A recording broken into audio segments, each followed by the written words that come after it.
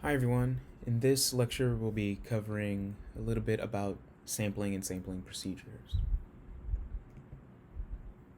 So first off, let's remind ourselves of what a sample is relative to a population. So a population is, all units of analysis, all cases, all observations, all individuals, groups, events that exist for a specific topic. Whereas a sample is a subset of those units of analysis from within that population.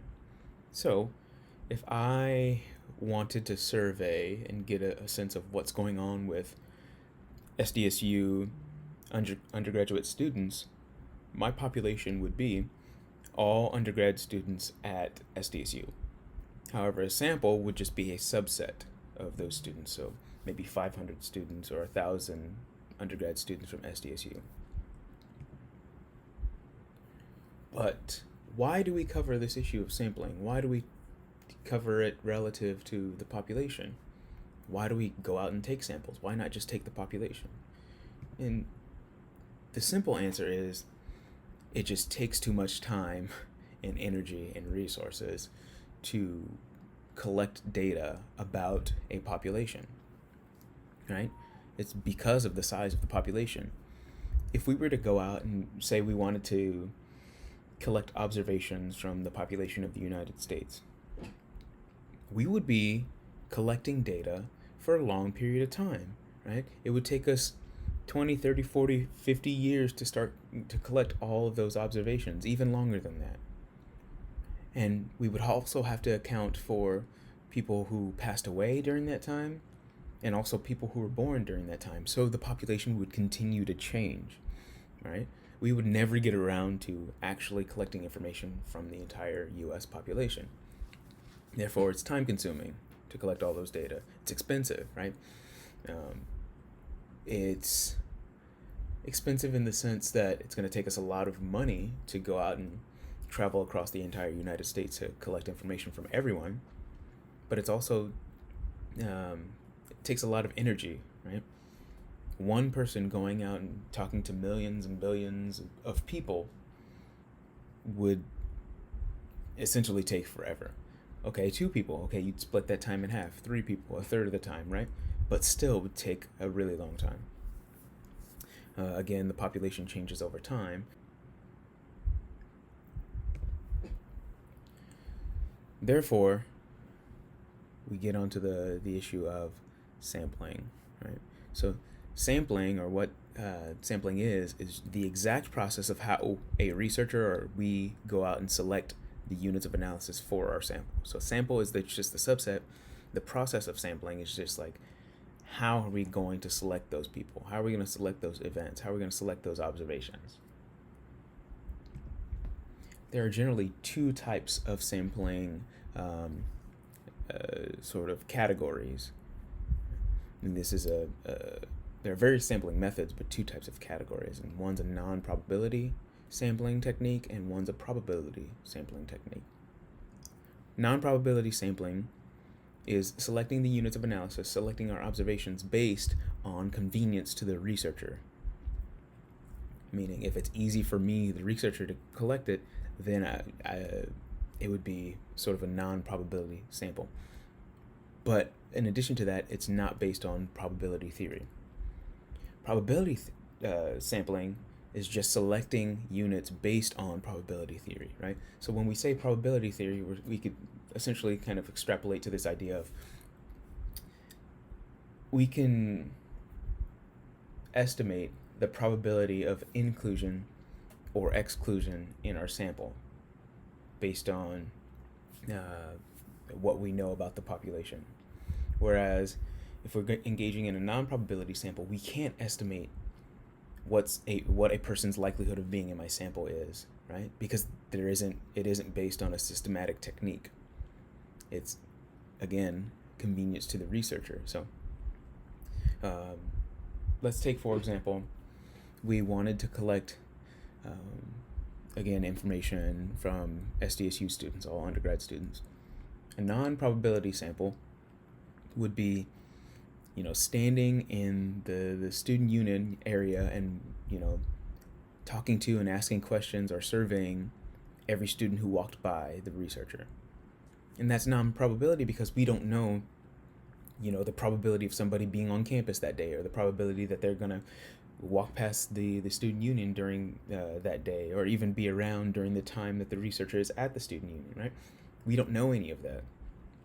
Whereas probability theory says we're going to get a sense of how many people exist and what is their likelihood of being here on these days, right? So which method do we use and when would we use them? So if we're engaging in a non-probability sampling technique, we want to use it when the researcher wants a non-representative sample. They don't want to generalize to the larger population. Remember, we take samples because we want to get a subset of the information from that population, but we want to say, we did something with this sample. We investigated questions within this sample, and we want to say something about the larger population. With non-probability techniques, you can't really do that because we don't know if our sample looks like the population. Therefore, it's non-generalizable. We can't provide, again, exact estimates of a person's or an event's or an observation's likelihood of being included in the sample or excluded from the sample. That's just because, again, for example, if we're standing in the student union area, we don't know who's walking by when, so we can't provide exact estimates of what is a person's likelihood of exclusion or inclusion in the sample. Whereas, on the other hand, when we're engaging in probability sampling techniques, we want to be representative of that population. We want to say, here's everybody in the population, here's each person's likelihood of being included in my sample. Therefore, we can say, based on that likelihood of inclusion or exclusion, we can generalize to the population.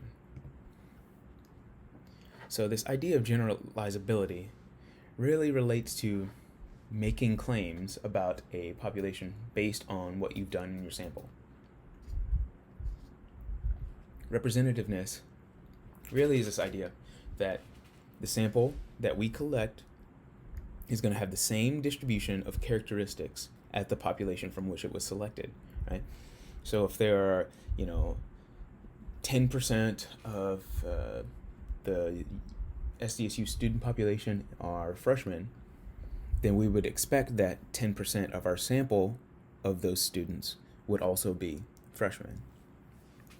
A sample is representative of the population if all units within the population have an equal chance of being selected for that sample. Therefore, we can make generalizable claims. Everybody has an equal chance of being included in that cross-section that we're collecting. And when we engage in the sort of probability sorts of techniques, we can eliminate sample bias or error. Right? So we want our sample to look or represent the larger population. And we can only do that if we know something about the population and we know everyone's likelihood of inclusion or exclusion, and all of that is based on people's probability or likelihood of being included based on what we know from the population. So we're leaning towards there are certain kinds of research questions that we can engage in where we can use non-probability sampling. But if we want to say something, the purpose of sampling is to get a smaller collection of individuals or units so we can say something about the larger population of units. And if we want to do that, we have to know something about the probability of being included or exclusion. So that means that we're likely going to rely on sorts of probability types of techniques rather than non-probability techniques. And again, each kind of technique works best for certain kinds of questions, but generalizability is the main goal of probability techniques. So here's an example. A lot of people like to use the sort of soup pot example. That example is, when you're going in to take a ladle of soup out of a big soup pot, you don't want to go in and just dip it in and get some broth and put that in your soup and say, yes, this tastes like the amazing soup that was in that pot. That would not be true, right? Because all you got was broth in that bite. You didn't get the carrots or the potatoes or the chicken or anything like that. You just got a ladle of broth. So it wouldn't be quote unquote representative of that larger population of the pot of soup. I, on the other hand, love burritos. So I'm going to use burritos as the example. So here we have on the left the population, which is the entirety of that burrito. On the right, we have two kinds of samples. We have a non-probability sample and a probability sample. A non-probability sample would be one that is non-representative of everything that's in that population, or in this instance, it would be non-representative of everything in the entirety of the burrito. Right? In total, we look at this burrito, it's a pretty big tortilla. There's egg, and it's a breakfast burrito, so there's egg and pico and sausage and bacon and things like that. But the tortilla is only a sliver of all the stuff that's inside, or maybe they're 50% egg and like 20% pico and 30% or 20% sausage and bacon, right? But in this first example of non-probability sampling, when you go and take a bite into that top of the burrito, what happens? That's right. Oftentimes you're getting a mouthful of tortilla. So when you bite into that, unless they're rolling it different ways, but when you're biting into the top of that tortilla in the burrito, you're getting a mouthful of tortilla. Now, is that mouthful of tortilla representative of everything in that burrito? No. That bite full of tortilla, while it still may be good and good tortilla, it's not fully representing the egg, the sausage, the bacon, the pico, right? It's not representing all of that. It's just a mouthful of tortilla. So you would think if you just took a bite, wow, this burrito is only made of tortilla.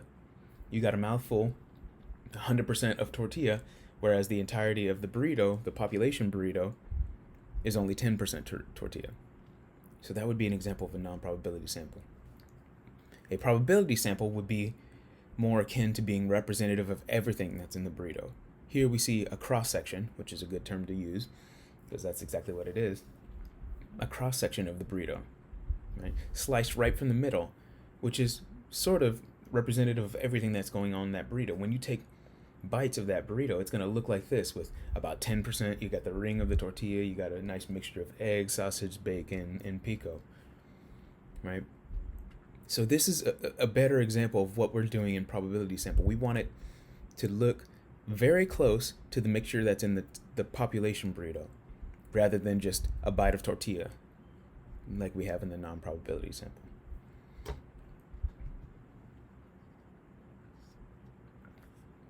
We can use each of these sampling techniques for various sorts of research. Oftentimes, non-probability sampling is associated with qualitative research, and probability sampling techniques are associated with quantitative research, right? If we know something about the probability of being in or out of a sample, then we can say something about how close that sample looks to the population. And if we can say that, we can be relatively certain about extrapolating these statistics to the larger parameters in the population. There are cases where qualitative research also uses probability sampling, right? We're going to select people to be in our qualitative study based on what we know the population looks like, and that's common as well. But oftentimes we see this demarcation between non-probability qualitative research and probability quantitative research. So when we're engaging in usually qualitative research using non-probability sampling, what we're trying to do is not say, hey, this is how the sample reflects stuff that's going on in the population. Instead, in non-probability sampling techniques, what we're doing is trying to understand meaning, right? How do people understand the social world around them, right? Let's talk about their experiences with some social phenomenon, or their experiences with this kind of relationship, right? We're not trying to say that what our sample is saying, our non-probability sample is saying, reflects everything that's going on in the population. We're just saying, Here's a subset of people. We collected this sample based on convenience. We want to talk to some people about their experiences and how they make meaning of their own social world, their own lives. So in that sense, we can't generalize those meanings, those experiences, to the larger population because we don't know if it looks exactly like the population. Again, that bite of tortilla may not look like the entire population. It may taste good, it may feel good, but it doesn't look like the entire burrito. Probability types of sampling techniques are really about finding statistical associations between variables, right? Probability samples are going to be the basis of inferential statistics, and inferential statistics means that we're inferring from our sample the relationships between variables, and because that sample looks so much like the population, it reflects what's going on in the population, we can infer that the relationships we see in the sample are going to be reflected in the population as well. So again, where we get to generalizability. So there are specific types or methods of sampling by these types. We have amongst the non-probability type, we see sampling available subjects, snowball sampling, purposive sampling, and quota sampling. In probability sampling, we see simple random sampling, we have systematic sampling, we see stratified sampling. There's tons of other kinds of sampling techniques that I won't cover here, but this just gives you a brief overview of what they look like. Again, non-probability sampling is best for non-generalizable research, often used in qualitative research. So, available subjects is a type of non-probability technique that is used when the researcher just wants to make it easy on him or herself, right? Or their self. Available subjects just means that, I'm like the example I gave earlier. I'm standing in front of the student union, and whoever walks by will be selected for my research. It's based on convenience or proximity to the researcher. And we can see in this example, everything up here represents the population: men, women, African American, and white. If I'm a researcher and I'm standing right here and I say, hey, everybody who walks by me, I'm going to sample or survey for my sample. I'm going to have 4, 5, 6, 7 white women and 3 white men.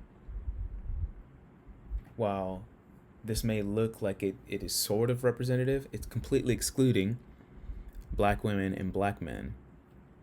Also, we end up with a larger proportion of the sample that is white women relative to the entire population, right? So because we're engaging in available subjects or proximity or convenience sampling technique, our sample will not look much like the population. It just makes it easier for the researcher, which is why we can't generalize to what's going on in the population. Snowball sampling. This is a common technique used in qualitative research, especially with interviewing. Snowball sampling is a technique where each person who's interviewed is asked to suggest an additional person to be interviewed, right?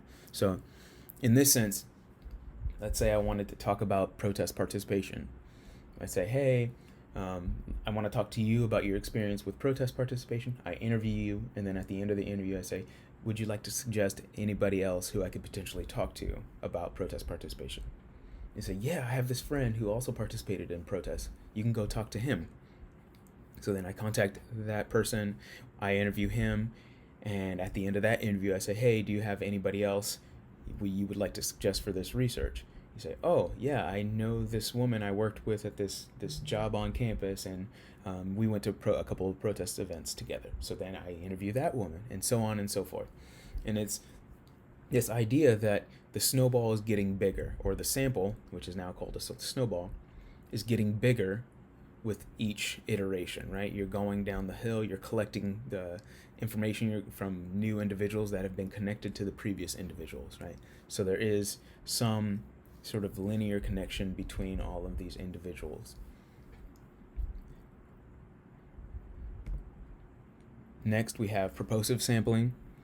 So purposive sampling is just another non-probability sampling technique, and the units or the people are selected based on a researcher's judgment. Meaning, a person would say, I only want to look at the experience of black females in this kind of job.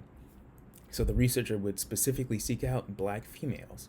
Right? So that's what purposive sampling is. It's just saying I'm curious about this characteristic and I only want to talk to people with this characteristic. And finally, quota sampling. It's very similar to purposive. Quota just says, okay, I need my sample to look or have specified characteristics. Right? And it can match, usually does match the larger population in terms of like the proportions of various social groups. Usually people say, well, when I'm quota sampling, I'm trying to get 5 African American males between 18 and 24. So as long as you reach that number, you've met your quota, and then you can move on to another subset of your sample, right? And now you're looking for 4 white females, right? So that's what quota sampling is.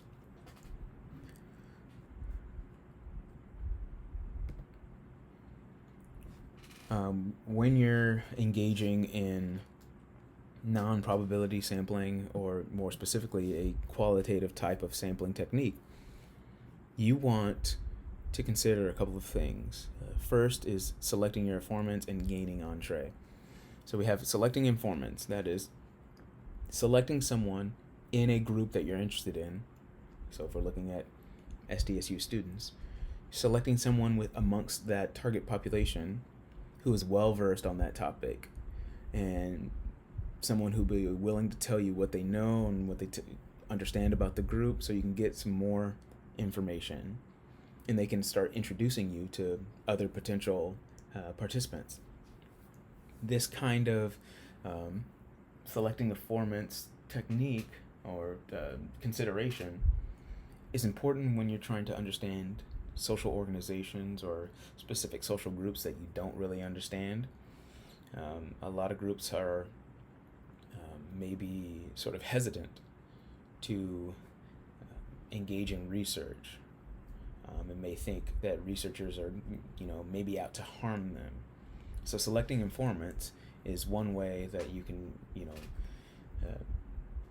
interact with these people in these groups, or interact with people in an organization by having someone who can vouch for you, right? Or you select somebody who knows something, and which is related to gaining entree, right? So you meet the gatekeepers of that group, and you develop a personal relationship with them so they can serve as a springboard for the rest of the group trusting you. So whereas selecting informants is just identifying somebody who can tell you about it, gaining entree is working with those informants to sort of introduce you to that social group, to that organization, and say, hey, we should trust this person, this researcher, because I've been working with him or her for a while, and I trust that they're not trying to harm our group. And it would make it, by doing that, it connects you. You're able to gain entry or access to that group or that topic, and that group may be, because they have a relationship with that informant, they may be more willing to participate in that research. Probability sampling. It's best for generalizable representative research, or making statements about the population. It's necessary for quantitative research, but it also can be used for qualitative research. So how do we abide by the logic of probability theory? How do we ensure representativeness and generalizability? Well, there are 2 ways, right? Or 2 things that you need to consider, actually. Each time you're trying to sample and you want to abide by the sort of logic of probability theory, you need to ensure that each unit within that population has an equal chance of being included in your sample, that they will be randomly selected from that population. So this is what we call random selection. Everybody has a random equal chance of being included in your sample. In non-probability sampling, not everyone has an equal chance. Why is that? Because in our example, we stood at the student union at 1 p.m. on a Wednesday and we just interviewed people who as they walk by.